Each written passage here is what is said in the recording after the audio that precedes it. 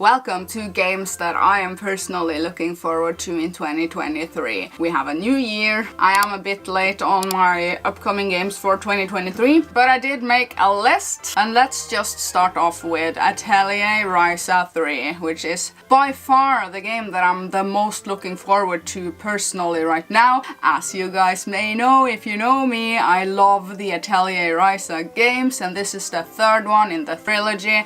I am so ready for this game, but it was announced that they need one more month to polish the game, which is totally fine with me. I love when developers are just admitting to themselves and to everyone's enjoyment that they need more time with a game, because we know now what that means. It means that the game will be preferably less broken at launch. And the freaking day one patches and all of that, we're so done with that. And so they have pushed it back 1 month. It's coming out now soon-ish. I mean, you can play something else while you're waiting. I mean, I guess you are. But Atelier Ryza 3, by far, there's one other game also, I gotta say, that is also like, oh my god, this year. But Atelier Ryza 3, so ready for it. Oh my god, I'm excited. And I know a lot of you guys are also excited. I made a review of Atelier Ryza 1 and 2, and I've talked about these games so much on this channel. It's almost ridiculous at this point. So the hype is real. It is pushed back a month, which I am so fine with. Take your time with your games, everyone. Now the next game actually out already, because I'm so slow at making this video. Fire Emblem Engage, which is a new Fire Emblem game, the tactical strategy games that I just love. Now I've been watching a lot of Player Essence and his live streams recently, and we are so hyped for this game. It's gonna be so good. I hope it's gonna be good, you know. Often I say that it's gonna be good, but I have been burnt before. But I hope that this one is gonna be good, because I loved Three Houses, also did a review of that. And this is Fire Emblem with Fire Emblem characters from the past entering the battlefield, sort of. And Fire Emblem games, they are like, if you know what you're getting into, if you love this type of gameplay, it is solid. And Fire Emblem is just the best tactical grid-based RPG series that I know of. I haven't gotten my copy yet, but I will pretty soon. And I'm looking forward to that.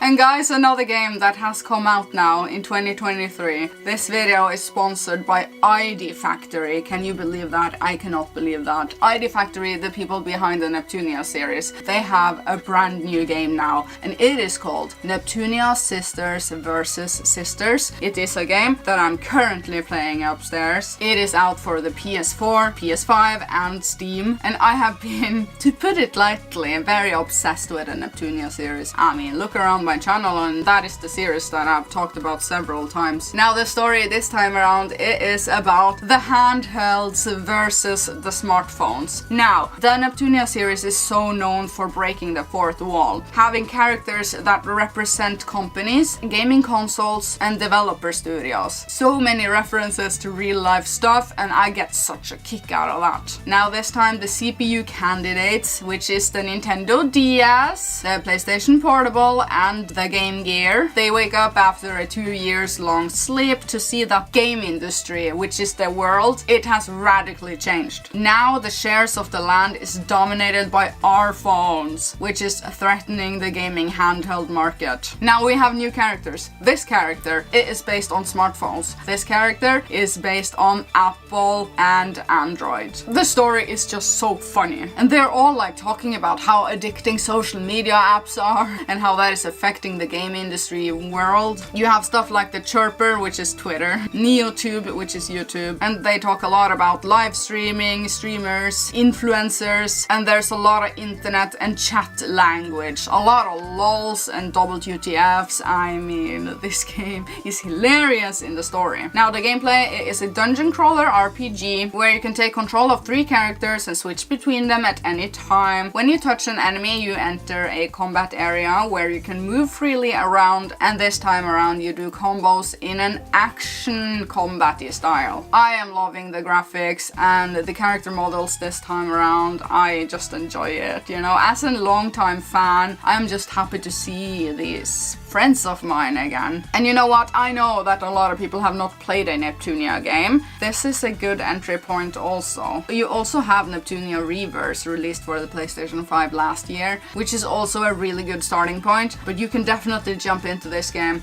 if you are up for some fun dialogue, some fun grinding. I mean, I'm playing this game like crazy right now. I am trophy hunting in this game like crazy also. So Neptunia Sisters versus Sisters, pretty good stuff. Check out my link down below for all the details that you need to know to purchase the game. Thank you ID Factory for, wow, sponsoring this video. I was gonna cover this game anyway, and you know I would.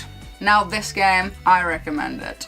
Now here is the other title that is like Atelier Ryza 3 sort of hype level for me. Maybe actually more, but I'm trying to hold myself back, you see. This series is my favorite series next to the Elder Scrolls series. I'm talking about The Legend of Zelda. Every time a new Zelda game drops, it's like a holy, spiritual, religious sort of feeling for me. I have Zelda tattoos. It was my childhood. Zelda has always been my obsession, and this time we're getting a sequel to Breath of the Wild, which is called Tears of the Kingdom. I cannot wait for this game. I mean, I'm just gonna say it, take your time with this game also. I don't mind big games like this being pushed back. Maybe that is why we are still waiting for the next Elder Scrolls, so they are just taking their time. I hope so. But we have a hard release date for Tears of the Kingdom, and that is May the 12th.